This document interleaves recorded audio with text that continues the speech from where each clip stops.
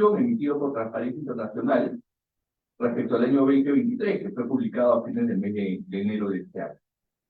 Lo que vemos en pantalla es justamente cuánto se percibe justamente de corrupción en los diferentes países del mundo, ¿ya? Y la verdad es que lo que vemos en el gráfico no es una información que nos lleva a dejar tranquilos. Aquellos países que hemos marcado de rojo, hasta rojo mucho más intenso, son aquellos países donde la percepción de la corrupción es mayor, ¿ya? Donde uno camina por las calles y le pregunta a algún ciudadano qué tanto percibe la corrupción y va a decir es el principal o uno de los principales problemas en mi país. Aquellos países que vemos pintados de amarillo, amarillo mucho más claro, donde la percepción de la corrupción es menor, ¿no? En ese sentido, básicamente nos podemos focalizar en los países nórdicos, aquellos países donde la percepción de la corrupción es menor. Dinamarca, Noruega, Suecia, Finlandia, por ahí, la percepción de la corrupción es menor. Pero en los otros países, ¿no? Ya les menciono, países pintados de color rojo, de rojo más intenso, ¿no? Todo es donde la percepción de la corrupción es mayor. Si nos vamos focalizando hacia la región, en específico justamente a América del Sur, vemos que, a excepción de Uruguay y Chile, ¿no? Donde son países donde la percepción de la corrupción es menor, el resto de países la percepción de la corrupción es mayor, siendo Venezuela, donde la percepción de la corrupción es mucho mayor que en otros países. En el caso de nosotros, como, ¿no? de Perú, de los 180 países, nos estamos ubicando más o menos en el puesto 136, es decir, la corrupción se percibe de manera muy alta. Y ese es un tema que nos debe llamar a la reflexión. El año pasado, Transparencia Internacional sacó esta misma información y básicamente la foto a nivel de nuestro país era la misma. Pero ¿qué es lo que esperamos? Que los próximos años también nos sigan sacando esta misma información y viéndonos de ese mismo color, viendo que la percepción y la corrupción en sí, digamos, anda por allí pululando, digamos así. ¿Y qué es lo que estamos haciendo, ¿no? Como país, como ciudadanos, como instituciones? ¿Qué es lo que estamos haciendo? Y es un tema que nos debe llevar incluso a la reflexión en ese sentido, ¿no? También una información importante es que el INEI, a través de la Encuesta Nacional de Hogares, aplica justamente estas encuestas, en la cual pregunta cuál es el principal problema que tiene el país, el Perú. Y el principal problema identificado es la corrupción, incluso por delante de la delincuencia, que es el segundo problema, ¿no? Que se identifica a nivel de nuestro país. Luego está la pobreza y hay otros problemas identificados. Pero es más, si vamos un poco más allá, vamos a determinar justamente que la corrupción, en muchos casos, es la causa o una de las causas que nos origina este problema, ¿no? Si analizamos el tema de la pobreza, podemos llegar a identificar que una de las causas, no, la causa principal de la pobreza es la corrupción. Porque si está destinado, ¿no?, a entregar 100.000, ¿no?, a determinado distrito, población o comunidad, a través de un bien o servicio o una obra, pero de esos 100.000, 50 se van en corrupción, no se termina entregando realmente lo que necesita esa población, ¿no? Porque la corrupción, digamos, realmente atenta contra los derechos de todos nosotros, ¿no? Igual que hablamos de la delincuencia, y analizamos las causas, ¿no?, de la delincuencia, entre otras, ¿no?, educación, todo ello, también va a estar el tema de la corrupción, ¿no? Porque si hay por debajo un soborno para liberar a un delincuente que fue capturado, está la corrupción, ¿no?, ahí como una de las causas respecto a la delincuencia. Y aquí podríamos analizar muchos de los problemas que tenemos como país, ¿no? Pero ya les digo, uno de los temas claves, y lo vamos a ver un poco más adelante, un factor clave en todo este sistema somos nosotros como personas, ¿no? Que debemos realmente actuar con integridad, que prevalezcan nuestros valores, nuestros principios, es sumamente clave, ¿no?, para justamente no dejar ese espacio a la corrupción. Y la corrupción también, podemos decir que la corrupción se contagia, ¿no? Estamos en un entorno, ¿no?, en el cual hay esas actividades, esos espacios, ¿no? Las personas pueden terminar contagiándose, si es que obviamente no tienen esos principios, esos valores, ¿no?, bien puestos, firmes, ¿no? Y eso también es algo que debemos de considerar. La corrupción, señores, la corrupción mata. La corrupción empobrece, ya hemos hablado. La corrupción envilece, ¿no? La corrupción es un gran problema, es un mal, daña a nuestra sociedad, ¿no? Atenta justamente contra los derechos humanos. Es algo que justamente tenemos que frenarlo, tenemos que enfrentar a la corrupción como tal, ¿no?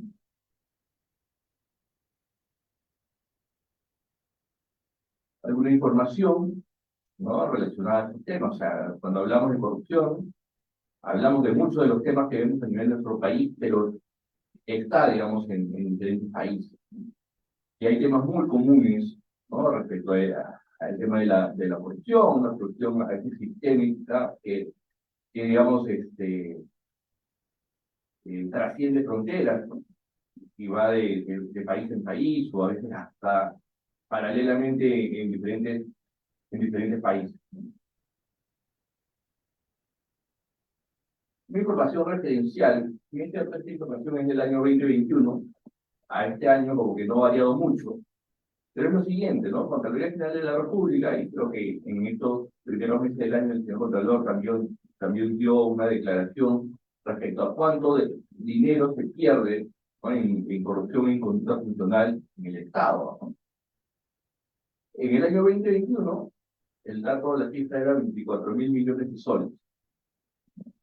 Este año como que va por ahí, ¿no? Pero si lo vemos, es información equivalente a construir 72 hospitales, contratar 72.000 médicos, construir 360 colegios o generar 200.000 puestos de trabajo, ¿no? Entonces, todo ese monto. Pero acá también volvemos a la misma reflexión inicial. ¿Qué esperamos? O sea, ya les digo, esta cifra fue en el año 2021, en el año 2020, en el año 2019 también las cifras fueron similares. Incluso la tendencia es que se incrementar. Este año 2024, ¿no?, una cifra, ya les digo, similar. Pero ¿qué esperamos? El próximo año 2025 que nos digan, y la cifra ya no es 24.000 millones, sino 25.000 millones, o 30.000 millones. Más allá de que es importante que nos digan nos den esta información, estas cifras, oye, ¿cuál es la receta para poder enfrentar esta situación? Debemos acostumbrarnos a estas cifras, debemos normalizar toda esta situación. ¿Qué es lo que debemos de hacer?, ¿no?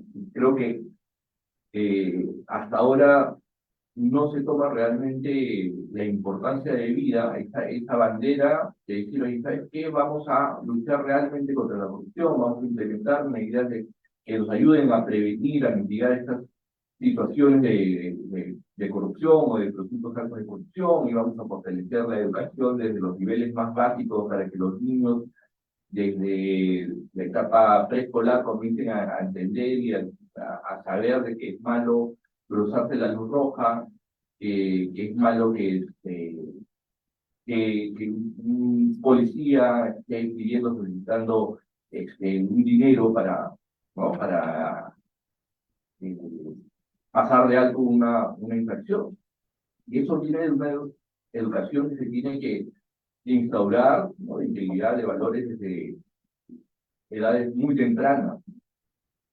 A veces yo percibo, en la interacción que tengo con diferentes entidades públicas, que a veces hay un tema de que, no, es la entidad la que tiene que hacer todo eso, ¿no? Es parte de todo este trabajo de prevención en lucha contra la corrupción, lo tienen que hacer las otras entidades, pero la otra parte lo tenemos que hacer nosotros como personas. Ya les digo, actuando con integridad, con valores, con principios. Y eso no es que los tienen que enseñar acá en la organización.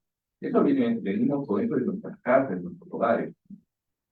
No todo es un tema de que haya esta institución, ¿no? Y nosotros, como servidores públicos, como funcionarios públicos, también tenemos que actuar justamente con integridad, con valores, con ética, rechazando y no tolerando, no normalizando situaciones de corrupción, dejando de lado ese actuar con, entre comillas, con esta una llamada criollada, o haciendo la de el vivo, ¿no? Y que la gente aplauda al vivo, ¿no? Al que le saca la vuelta a las normas y todo esto. Esto no debemos de tolerar, no debemos normalizar todo ello, sino actuar realmente con justicia, con valores. Y uno de los temas también, que a veces creo yo no lo percibimos nosotros, y yo me sumo a ello como servidores, como funcionarios públicos, respecto a cómo es que queremos que nos vean, ¿no? ¿Cómo es que queremos que nos vean nuestros colegas, nuestros compañeros de escritorio, de módulo, ¿no? O sea, queremos que nos vean como una persona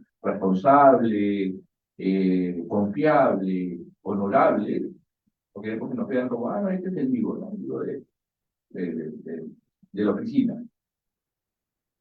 Y eso también lo digo, eso tiene que ver con nosotros como personas, como profesionales. Y es algo que creo yo, a veces no se toman mucha relevancia en ello, ¿no? Pero les aseguro que ustedes, en sus trabajos, en sus oficinas, saben con quién, ¿no? En quiénes pueden confiar respecto al trabajo que se tiene que desarrollar, y quiénes tienen cierto reparo, justamente por, digamos, esa confianza, esos principios, esos valores que irradia la propia persona, ¿no? Y es algo que debemos de tener muy en cuenta. Esto era lo que les decía hace un momento, ¿no? Esta es información a octubre, ¿no? A octubre, marzo del año pasado. Marzo del año pasado, esa encuesta del INEI, ¿no? La encuesta nacional de hogares, donde señala justamente cuáles son los principales problemas del país, y el principal problema es la corrupción. Seguido por la delincuencia, bajo sueldo, pobreza, falta de credibilidad y transparencia del gobierno, problemas que se perciben como parte de nuestro país. Ya les decía, la corrupción encabeza. Y si analizamos muchos de estos problemas, vamos a terminar identificando que una de las causas, ¿no? Y no es la causa principal, de muchos de estos problemas es la corrupción.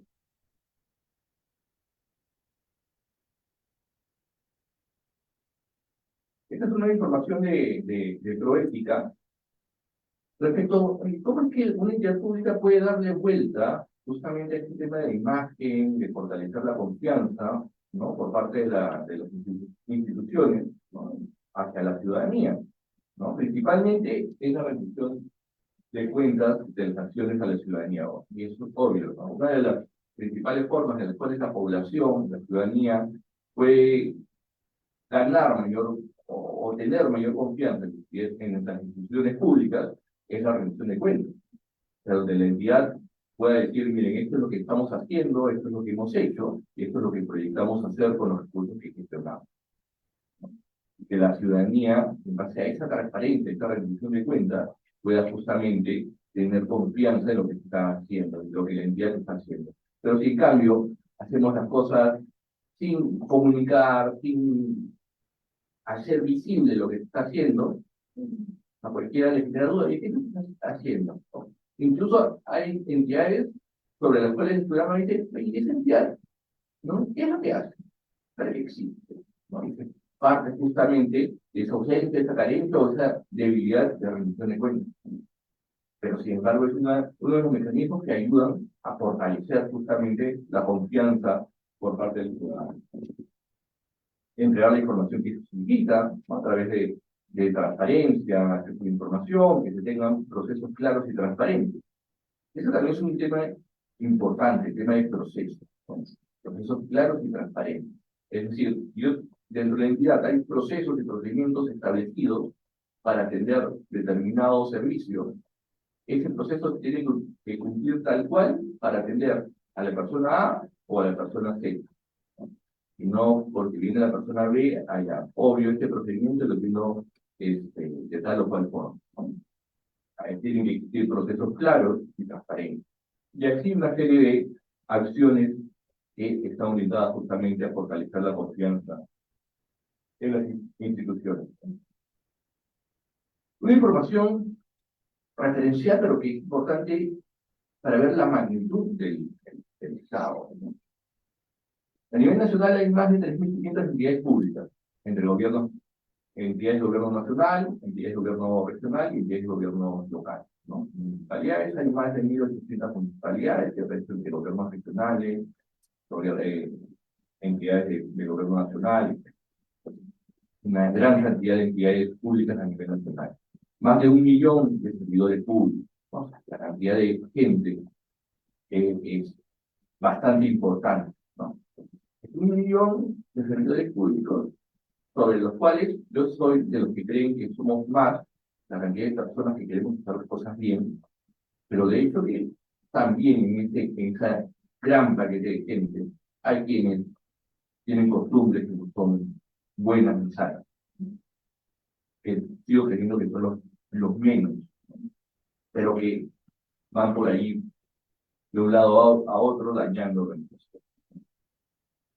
Más de 80.000 millones de soles de presupuesto fiscal, ¿no? Y esto va incrementando, pero la cantidad de dinero que hay que gestionar, el Estado tiene que gestionar bien, ¿no? De manera eficiente, para lograr justamente satisfacer las necesidades del ciudadano, ¿no? Entonces, es tanto dinero que ellos imaginan que allí la corrupción está también buscando cómo sacar sus tajadas de todo este dinero, ¿no? Y ahí tenemos que estar preparados justamente para rechazar justamente la corrupción. Más de 100.000 contratos que se suscriben anualmente, más, mucho más. O sea, ya les digo, la cantidad de recursos que se gestiona es bárbara. ¿Sí? ¿Qué es lo que hacemos justamente para prevenir situaciones no deseadas? ¿Qué hacemos para que esas 3.500 entidades gestionen correctamente, ¿no? ¿Qué hacemos para más de 1 millón de servidores públicos actúen con integridad, con valores, con principios, ¿no? Para que estos 80.000 millones de soles no se pierdan en el camino y vayan realmente destinados justamente a la población que lo necesita, ¿no? Digamos, 100.000 contratos que estén bien, ¿no? Otorgados, realizados, etc. Hay que hacer justamente cosas, acciones, ¿no? Implementar mecanismos que nos ayuden a gestionar mejor todos estos recursos. Entonces, en toda entidad pública, y ustedes saben mejor que yo incluso, ¿no? Tiene como finalidad brindar un servicio al ciudadano, a un cliente específico, ¿no? De acuerdo a la competencia que tiene la propia entidad como tal, ¿no? Buscar satisfacer la necesidad del usuario, bien, servicio, etc., ¿no? Pero también tenemos que tener claro, y no olvidarlo, que toda entidad pública está expuesta justamente a posibles actos de corrupción y también a ineficiencia. Toda entidad pública, ¿no? Ya les digo, porque la corrupción va a estar allí pululando. Si no puedo acá, me voy para otro lado. Bueno, la corrupción está buscando qué espacios hay dentro de este ambiente para tratar de por ahí filtrarse, ¿no? Cuáles son esos espacios, esos vacíos, esos espacios oscuros para allí incorporarse, ¿no? Y hacer de la suya. Entonces la exposición a situaciones de corrupción está. Y también ineficiente. Lo que tenemos que hacer como entidad es justamente luchar contra la corrupción, implementar mecanismos que nos ayuden a prevenir situaciones de corrupción, mecanismos que nos ayuden a detectar en el camino posibles situaciones de corrupción y mecanismos que nos ayuden a sancionar, ¿no? En los casos se materialicen estas situaciones de corrupción. Y de ineficiencia también hay que promover la eficiencia dentro de las instituciones, ¿no? Personas que realmente sean competentes y ocupen los cargos que deben de ocupar, justamente para gestionar de manera correcta la organización.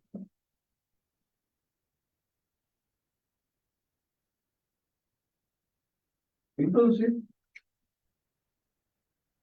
miren, para luchar realmente contra la corrupción, debemos trabajar, ¿ya? Debemos trabajar tres grandes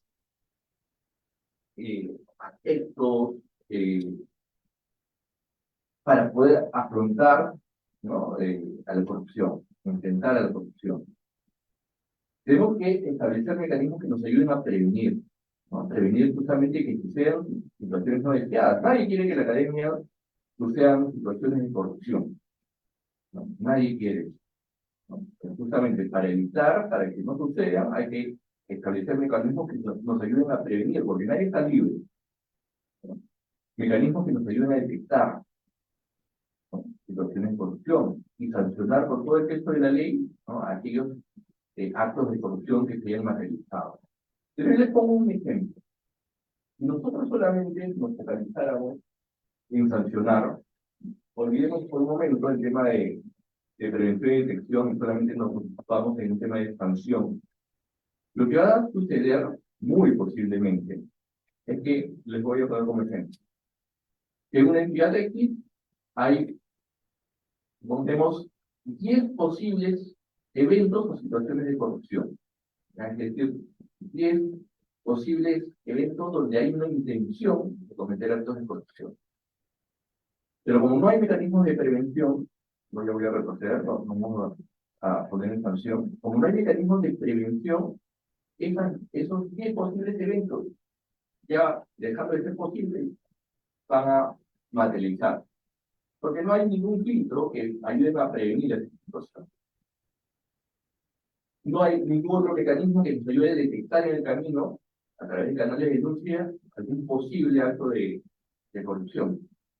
Y finalmente, de esos 10 eventos de corrupción, posiblemente esos 10, 2 terminan siendo identificados y muy posiblemente uno sancionado. Con suerte los 2, pero por allí. Pero 8 terminan materializándose. Y ahí es donde se genera esa percepción de impunidad.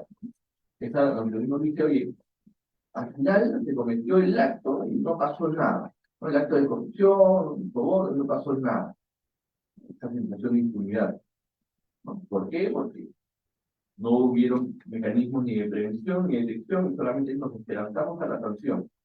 Pero con suerte ya les digo de que realmente se sancione todo lo que se debe de sancionar, ¿no? Porque si no, queda ese tema de qué pasó, ¿no? La impunidad.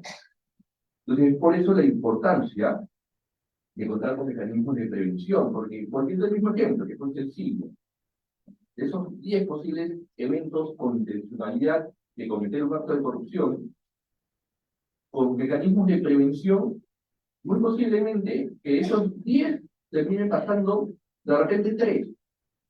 ¿Ya? Porque tampoco es que nos aseguren 100% que no va a pasar nada, pero esos 10 se caen 7, ¿no? Y 3 terminan pasando, sí, pero de repente esos 3, uno termina cayéndose en la detección porque oportunamente se detecta en el camino. Y por ahí uno, ¿no? O los 2 terminan siendo sancionados. Es decir, minimizamos la ocurrencia de que se materialicen estos eventos de corrupción, de posibles actos de corrupción, implementando, ya les digo, mecanismos de prevención, detección y sanción. ¿Qué instrumentos, qué herramientas estarían orientadas a prevenir? ¿No? ¿Qué otra lo que llaman? Prevenir, pero ¿cómo prevengo? Como institución. Implementando mecanismos que nos ayuden justamente a hacer un paso adelante. ¿Como cuáles? Por ejemplo, como el sistema de control interno. Que muchos tienen esa confusión, o tienen una confusión cuando escuchan hablar del sistema de control interno, porque les aseguro que en automático algunos de ustedes se han ido a pensar de que el sistema de control interno es el OSI. Les aseguro que algunos de ustedes han pensado que han empezado control interno y han pensado que en el OSI, ¿no? O en la Contraloría. Y no tiene absolutamente nada que ver. Es más, cuando ustedes escuchen hablar de control interno OSI, díganle, no es correcto porque el OSI, señores, es el órgano de control institucional. No es oficina de control interno ni órgano de control interno, nada tiene que ver con el control interno. OSI, el OSI, la academia tiene OSI, sí. El OSI y la academia es el órgano de control institucional. Que si bien es cierto, el OSI, si uno ve el organigrama de la academia, allí ve una cajita que dice OSI, órgano de control institucional. El OSI, ¿ya? Es un ente externo ¿ya? Dentro del organigrama de la entidad, porque el OSI lo que hace, o lo que cumple, son los lineamientos que le dan a la Contraloría. La Contraloría le dice, van a hacer tanto servicios de control concurrente, posterior, orientaciones, porque dice, este es tu programa para todo el año. Y en base a eso, el OSI lo que hace es hacer justamente su servicio de control correspondiente. Pero no es el control interno. Eso es importante que ustedes lo tengan claro, porque hay esa confusión. Muchos funcionarios servidores públicos de que el control interno es el OSI. A veces incluso hasta las propias noticias te dicen, no, la oficina de control interno realizó una auditoría y identificó tal situación. No es la oficina de control interno, el órgano de control interno es una institución de la Contraloría, ¿no? Entonces eso es importante. Entonces, en resumen, ¿qué es el control interno? El control interno son los propios candados que la propia academia de la magistratura tiene que incorporar o ha incorporado para minimizar situaciones no deseadas. Eso son los controles internos, los propios autocontroles que se tienen que incorporar para hacer una gestión mucho más eficiente, para minimizar ocurrencias de situaciones no deseadas. Eso es el control interno. Es importante que ustedes lo sepan. Y el control interno, señores, no lo hacemos solamente en su trabajo. Les aseguro que ustedes hacen su propio control interno hasta en su vida diaria. Ustedes hacen su propio autocontrol, su propio control interno, ¿no? Sabiendo que a la academia yo tengo que llegar a cierta hora. Ya. Mi control interno para poder asegurar que llego a esta hora va a ser ponerme alarma, salir a tal hora, porque el tráfico y todo eso. Es mi propio control interno, ¿no? Y acá en nuestro trabajo también les aseguro que ustedes hacen control interno y no saben que lo están haciendo. Un ejemplo sumamente sencillo que es control interno es, si es que algún directivo les solicita algún informe, por ejemplo, ustedes lo que van a hacer con este informe es elaborarlo y revisarlo. Una vez que lo han elaborado, revisar ese informe en fondo, ¿no? Y en forma, es decir, ver que lo que está escrito en ese informe es correcto, ¿no? Y que la forma también lo es. Eso ya es un control interno, es propio autocontrol, porque están asegurando de que lo que están realizando está bien. ¿Para qué? Para evitar el riesgo de que después le devuelvan este informe, le llamen la atención, o incluso que se termine emitiendo, publicando y difundiendo una información que no es correcta. Eso es el control interno. Y es un instrumento sumamente potente, pero que lamentablemente, ante esta confusión de OSI y control interno, desde el punto de vista no tiene la fuerza que debe. Otro de los instrumentos, por ejemplo, es la gestión de riesgos. El riesgo es la posibilidad de que ocurra algo. El riesgo es algo que podría ocurrir, no es algo que esté sucediendo, porque si esto está sucediendo, deja de ser riesgo. Si ya sucedió, es un evento, ¿no? Un evento, una incidencia pasada. Es algo que está ocurriendo y es un hecho. El riesgo es algo que podría ocurrir. ¿Qué evento de protección podría ocurrir en la academia de la magistratura? ¿No? ¿Cómo realizamos la gestión de riesgos? Identificando los procesos dentro de la organización, porque el proceso es el conjunto de actividades, ¿no?, que se realizan de manera articulada para lograr un objetivo, un bien, un servicio, ¿no? Entonces, ¿cuáles son esos posibles eventos de riesgo, posibles eventos de corrupción que podrían presentarse en mi proceso? ¿Con qué finalidad? Con la finalidad de poder controlar esos riesgos, evitar o minimizar la posibilidad de que ese riesgo se vuelva una realidad. Y es un tema importante, señores, porque si nosotros hoy identificamos un riesgo y no hacemos nada, lo más probable es que ese riesgo en unos meses termine siendo un problema, que termine volviendo una realidad. Y cuando se termina ese riesgo, que hoy día lo identificamos y lo dejamos pasar, no pasa nada. Después en unos meses termina volviéndose una realidad, un problema, y ahí es donde llega justamente el OSI, llega la Contraloría, la Fiscalía, determina responsables, sanciones y todo eso, ¿no? Justamente por no prevenir, no incorporar los mecanismos que nos ayuden justamente a controlar esta situación. Y a ello nos ayuda la gestión de riesgos. El sistema de gestión de soborno, que está en la línea de la gestión de riesgos, principalmente focalizados en temas de soborno, que es uno de los tipos de corrupción, el soborno del cohecho. El compliance, que es gestionar los riesgos del posible incumplimiento legal, normativo, ético dentro de una organización, por ejemplo. La gestión de conflicto de intereses también es un instrumento importante. Cada uno de nosotros tiene sus propios intereses, personales y laborales. Yo tengo mis propios intereses personales y laborales, y así cada uno de ustedes. El tema del conflicto de intereses es que esos intereses que cada uno tiene no colisionen con lo que nosotros tenemos que cumplir como parte de nuestras funciones. Y eso es parte de los mecanismos de prevención. Si a alguno de nosotros nos derivan un expediente y vemos que en ese expediente figura un primo nuestro, hay un conflicto de interés. Lo que tenemos que hacer es solicitar que ese expediente sea derivado a otra persona y nosotros para evitar ese conflicto de interés. Transparencia. Ya, si nosotros hacemos nuestro trabajo como debemos de hacerlo, hay que transparentarlo. No tenemos nada que ocultar, no tenemos nada que por allí estar omitiendo, ocultando. La transparencia es sumamente importante, porque también nos ayuda a generar confianza, que la gente crea en la institución, crea en nosotros mismos. La rendición de cuentas, un poco lo que hablamos, la importancia de la rendición de cuentas para generar también confianza. Y así una serie de otros mecanismos que nos ayudan a prevenir. La detección principalmente está focalizada con los canales de denuncia, porque a través de los canales de denuncia, recibiendo una denuncia de manera oportuna, de buena fe, ¿no? Una denuncia de buena fe también, porque también hay de las otras, pero vamos a poner un escenario que es una denuncia de buena fe, con todos los sustentos, podemos detectar situaciones justamente vinculadas a riesgos u otros, ¿no? Y los mecanismos de sanción propiamente ya que son las instancias correspondientes que van. Pero ahora, señores, y lo puse de manera transversal, es lo que quiero graficar con esa línea verde, es la integridad. La integridad es transversal a todo. O sea, miren, si nosotros tenemos los mejores sistemas de gestión, tenemos el mejor sistema de control interno, la mejor gestión de riesgos, los mecanismos, ¿no? Los instrumentos, todo ello. Pero yo les digo, ¿quiénes operativizan todos estos sistemas de gestión? Nosotros, como personas, ¿no? Como profesionales, servidores funcionales.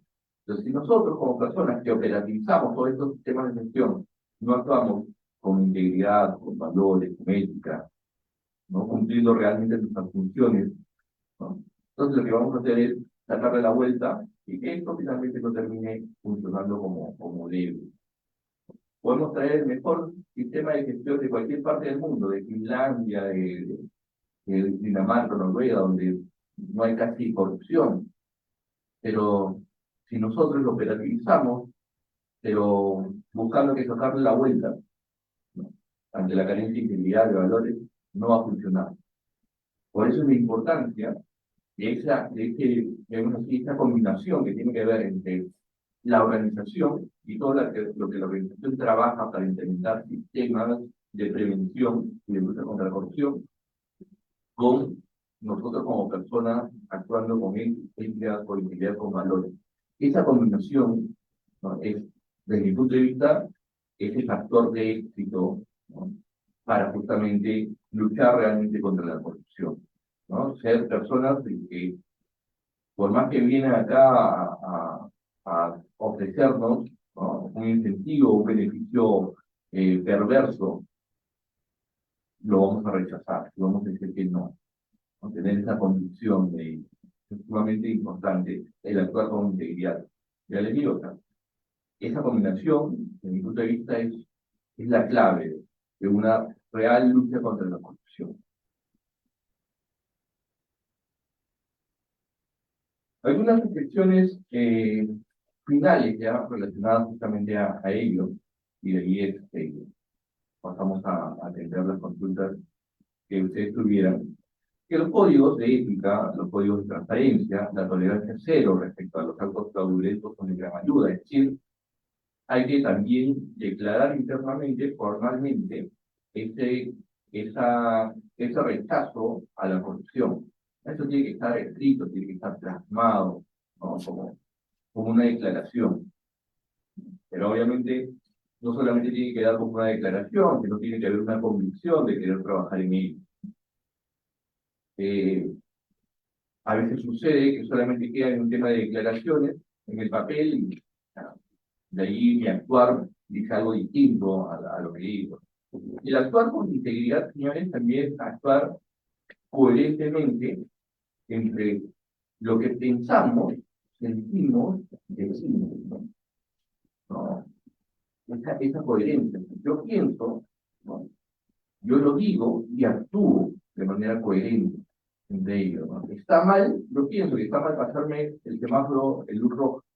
Lo digo así, porque está mal, pero a la hora me paso el semáforo de luz roja. Eso no es ser coherente con lo que ya, realmente quiero, digo. Entonces tiene que ver esa coherencia. Comunicar y educar sobre los perjuicios para la entidad, la ciudadanía y otros colaboradores de los actos inmorales es imprescindible. Y muchas veces nos quedamos callados, ¿no? Muchas veces las entidades no lo dicen. Y se debe de decir justamente que el actuar, ¿no?, en contra de los códigos de la entidad, ¿no?, está mal. Y poder justamente señalar ello.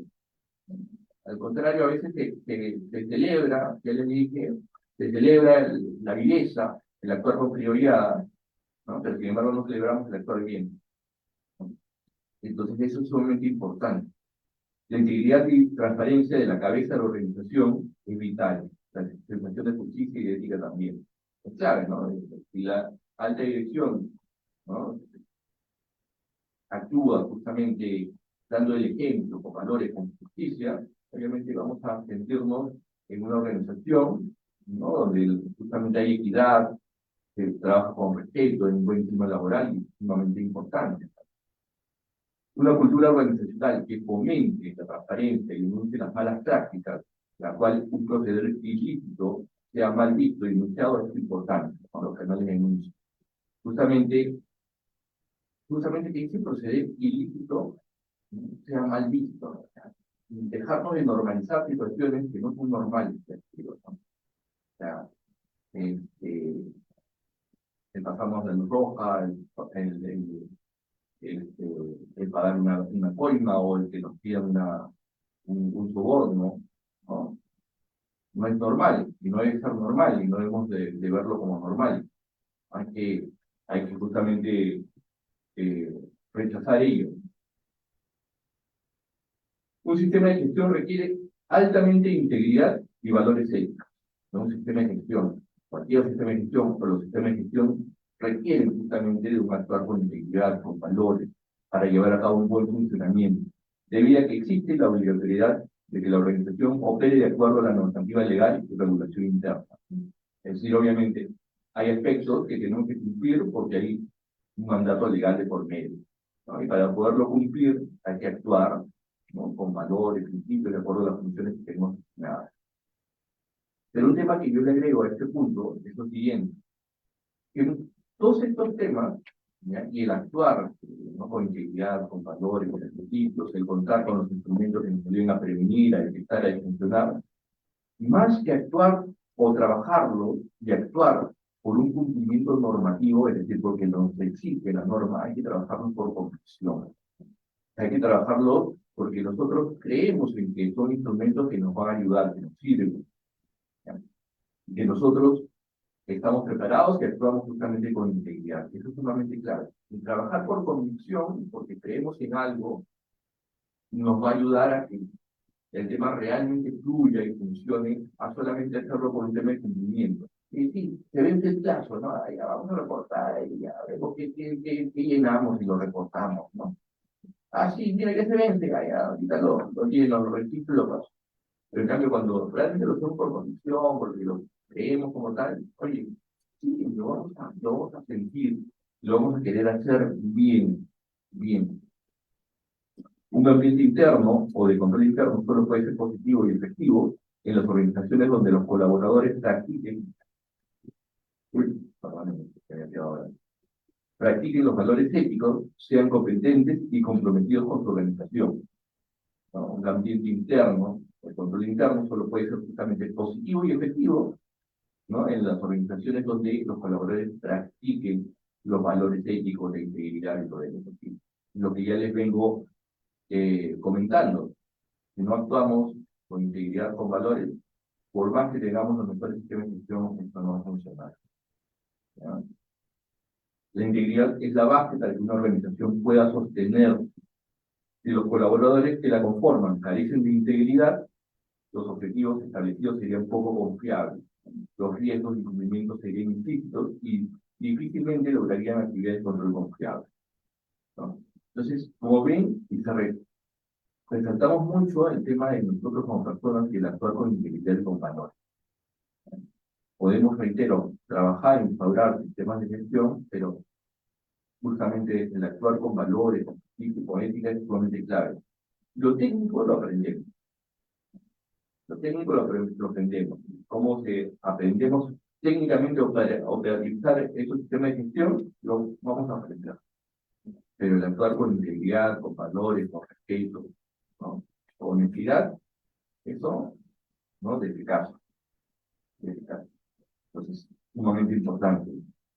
Lo que ya les decía, no es razonable el tener solo creencias y pensamientos íntegros. Yo me creo y pienso de manera íntegra y actúo de manera incorrecta en curso de deshonesto o ilegal, ¿no? Tiene que haber esa coherencia entre lo que pensamos, decimos y hacemos. Ese también es parte del éxito y a veces también es una lucha interna entre ese diablillo y ese ángel que nos habla cada uno a un oído, ¿no? Donde tenemos que nos dicen una cosa, creemos una cosa, lo hablamos así con nuestros amigos, con nuestros colegas, sí, que esto está mal, no hay que hacer eso, pero a la hora que estamos solos, nadie nos está viendo, actuamos de una manera distinta. No, nuestro proceder tiene que ser igual en nuestro trabajo, en nuestro hogar, con los amigos, ¿no? Donde nos movamos, tenemos que actuar de la misma manera, ¿no? Y eso es sumamente importante. Ese es justamente la reflexión, o sea, los mecanismos de prevención de la corrupción apuntan a ello. Hay instrumentos que nos van a ayudar a minimizar la posibilidad de ocurrencia de situaciones no deseadas o de actos de corrupción. Es decir, si no tenemos mecanismos de prevención de la corrupción, los actos de corrupción se van a materializar o se van a volver una realidad con mayor facilidad. Porque no vamos a tener, digamos, ese muro de contención, ¿no? Todo acto de corrupción va a pasar, ¿no? Pero justamente estos mecanismos de prevención que hemos hablado, no es el muro de contención, esa primera línea de defensa que tienen las organizaciones para contrarrestar posibles eventos de corrupción. Oye, que ese muro de contención de repente no nos va a aguantar para todas estas situaciones, sí, pero van a pasar los mínimos y ya lo veremos, lo detectaremos y lo cancelaremos. Entonces, los mecanismos de prevención son sumamente importantes, pero reitero, yo enfatizo mucho en ello, puedo terminar haciendo un poco incisivo en el tema del actuar de nosotros, de nosotros como personas, como colaboradores de la academia, es sumamente clave, el actuar con integridad, con valores, con respeto hacia las otras personas, dejando de normalizar, ya no normalicemos esto del vivo, del criollo, ¿no? De la criollada, de cómo le dio la vuelta a la norma, al jefe, a mi compañero de trabajo. Eso ya no lo normalicemos porque eso no está bien. ¿Ya? Normalicemos el trabajar bien, el ser honestos, el trabajar con integridad, el tener una imagen, una reputación donde las otras personas nos vean como personas confiables, que hacemos bien nuestro trabajo, que tenemos credibilidad y que actuamos justamente con integridad, con convicción en lo que hacemos. Bien, entonces, no sé si tienen alguna consulta. Ah, sí, bueno, perdón. Ah, si alguien me ayuda. Igual, si alguien tuviera alguna consulta, con todo gusto.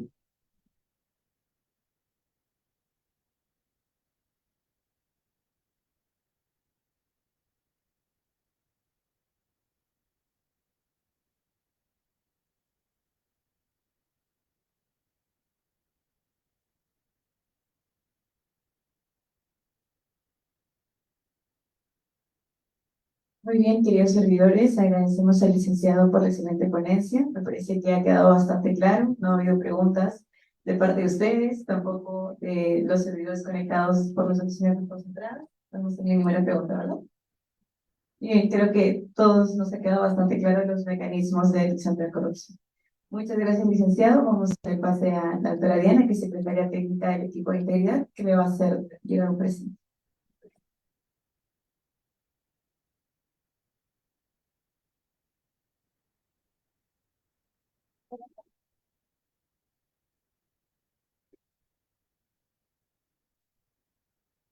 Pues gracias a todos. Gracias a todos por su tiempo y espero, digamos, haber contribuido en algo, ¿no? A tener un poco más de claridad respecto a estos temas que son sumamente importantes y que los invito a que ustedes vayan investigando y sumándose a todo este esfuerzo en el cual está la academia. Entonces, nada, muchas gracias y buenas tardes para todos. Un fuerte aplauso, por favor. Muchas gracias a cada uno de ustedes. Regresamos a nuestras labores, sin mencionar también que esperamos su colaboración para cada una de las capacitaciones que tengamos Recording en la stopped. implementación de la modalidad. Muchas gracias.